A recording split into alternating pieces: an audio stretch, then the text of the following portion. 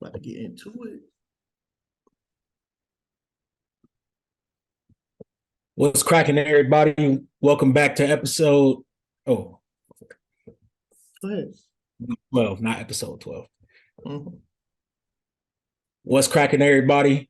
Welcome back to week 12 of the Don't Take Us Seriously podcast. It's your boy O. This is DJ. And we got some interesting tidbits for y'all boys and ladies this week, because somebody had some interesting takes last week. They felt the need to drag me. They deserved it.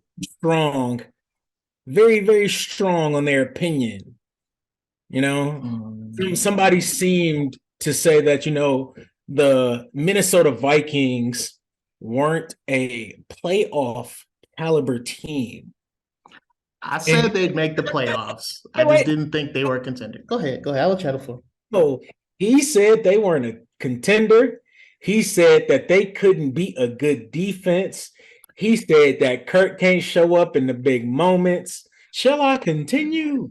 Yes, yeah, you shall, because I got a lot to say. Go ahead. I just find it crazy, man. I'm not gonna cape for Kirk mega. Kirk hit or miss on primetime games, but what he do on Thursday? It pains my heart to see my Patriots lose. But when I'm right, I'm right. It sounds like a whole lot of joy in your pain that you're claiming right now. And I like the Vikings, I do. And I told you what they was gonna do, and then what they do. All right. You done with your first leg? You good gloating, or you want to gloat some more? You keep going.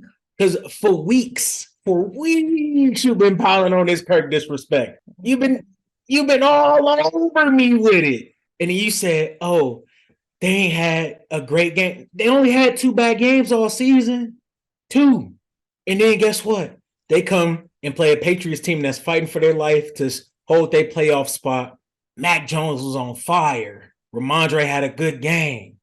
Pat's D came to play. And Kirk showed his ass. Minnesota did what they do. What you got to say, pimpin'? I'm going to say this. I'll let you know. I'll let you talk. I try not to interrupt you too much. But what I am going to say is this Patriots team, their defense has been solid at times. This was not one of those times because both the defenses didn't show up. Mac Jones was out there looking like Joe Montana against that Vikings defense, as I expected. And Kirk Cousins was out there looking like Patrick Mahomes against the Niners.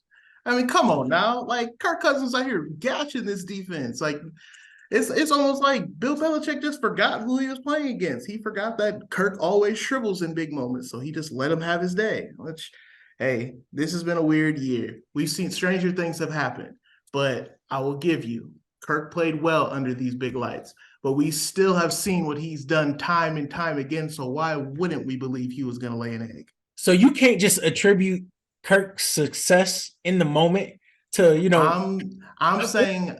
Go ahead. No, go ahead. I continue. So what I was saying is that I think that this Patriots defense was played underwhelmingly based off of what they did. But from what they've done in the past, that's why I thought that they'd come to play.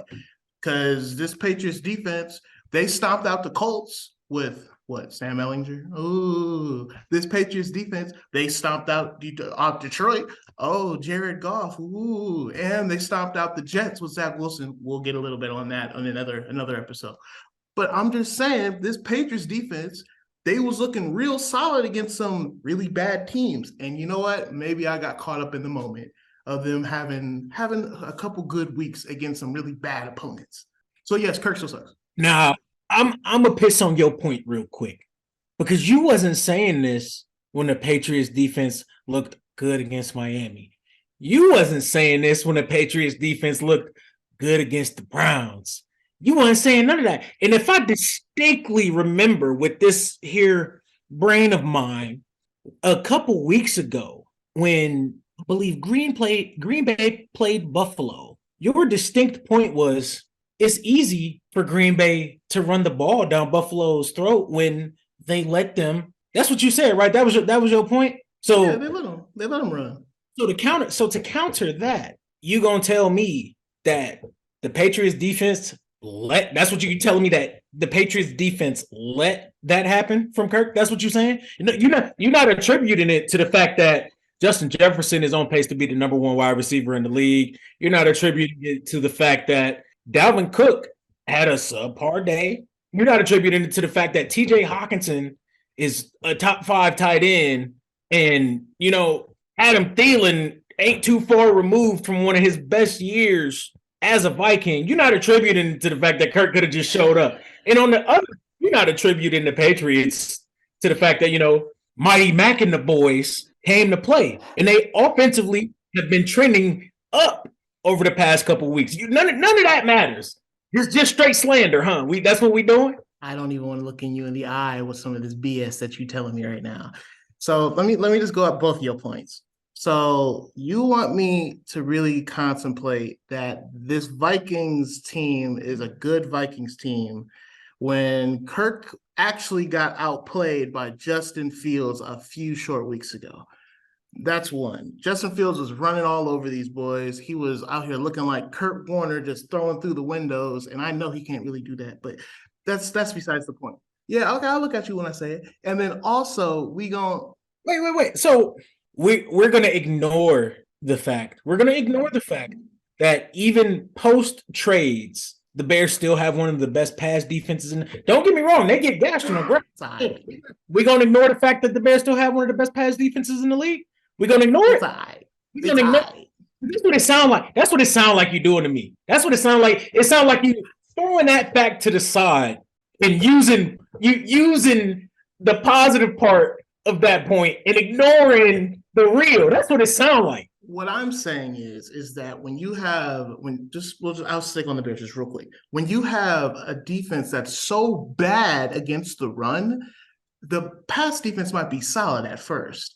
But by quarter 2 or by quarter 3, at least, that pass defense is now bad because it's been on the field so much that your DBs are tired. Now you have second stringers in, rotating in more than they should. And now their defense doesn't look as good. That's why they have a bunch of high scoring games and they don't actually ever have a low scoring game, the Bears.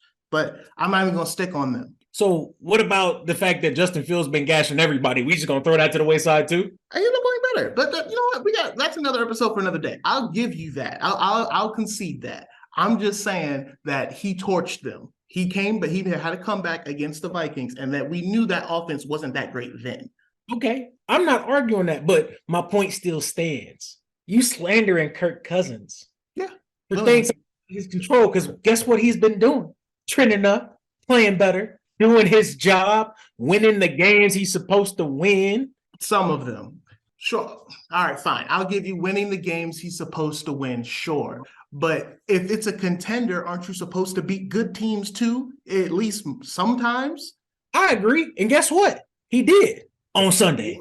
All right. So we also gonna forget about what do we measure a quarterback by? By their wins and their losses. It's unfair, but that's what we do. Who wins he got? So we gonna forget about the fact that you ain't answered the question. How many wins do he got?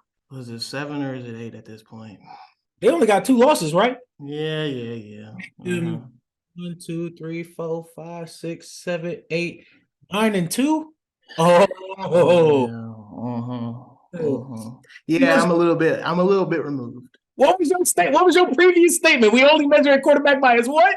By their wins and by their losses. And how many wins do Kirk got? He has 9. Which would make him second most in the league, right? Yeah, he's second most in the league. Yeah. Mm-hmm. All right. Mm-hmm. Mm-hmm. Yeah. All right, that's fine.